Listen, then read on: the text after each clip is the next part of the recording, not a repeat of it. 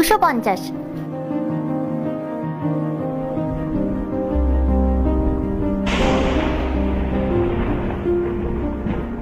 Excellent, তুমি তো আস্ত একটা ক্যালকুলেটর। তুমি তো সত্যিই অনেক জিনিয়াস।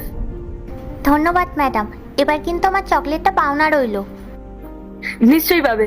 আচ্ছা মা, তুমি কোন স্কুলে পড়াশোনা করো? আমি আমাদের পাড়ার সরকারি স্কুলেই পড়াশোনা করি। তোমার স্কুলের শিক্ষকরা কি জানেন যে তুমি এতটা মেধাবী? হ্যাঁ ম্যাডাম, ওনারা তো আমাকে খুব ভালোবাসে। আর এবার তো আমি ইন্ডিয়ান একাডেমি চ্যাম্পিয়নশিপেও সুযোগ পেয়েছি। বাহ, এটা তো বিশাল সম্মানের ব্যাপার। কিন্তু ম্যাডাম, আমি এরপর ডেনমার্কের একটা বড় প্রতিষ্ঠানে অ্যাডমিশন নিতে চাই, কিন্তু সেটা বোধহয় আর হবে না। কেন হবে না? তুমি এত মেধাবী একটা মেয়ে, তুমি তো যে কোনো জায়গায় সুযোগ পেয়ে যাবে।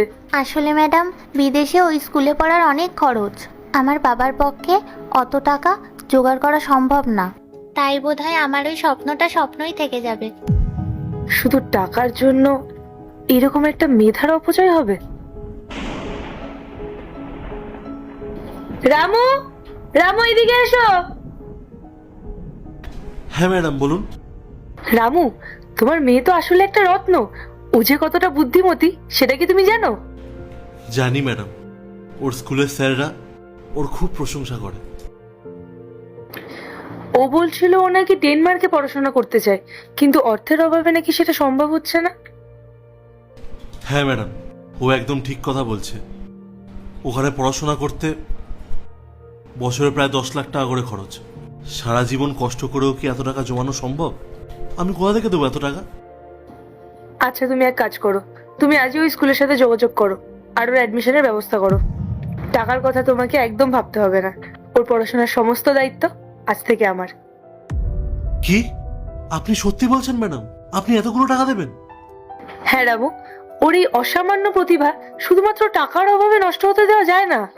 বড় হয়ে ও যখন আমাদের দেশের নাম উজ্জ্বল করবে, তখন তো আমারও অনেক গর্ব হবে। ওর মতো শিশুদের পাশে দাঁড়ানোটাই আমার কাছে অনেক বড় তৃপ্তির।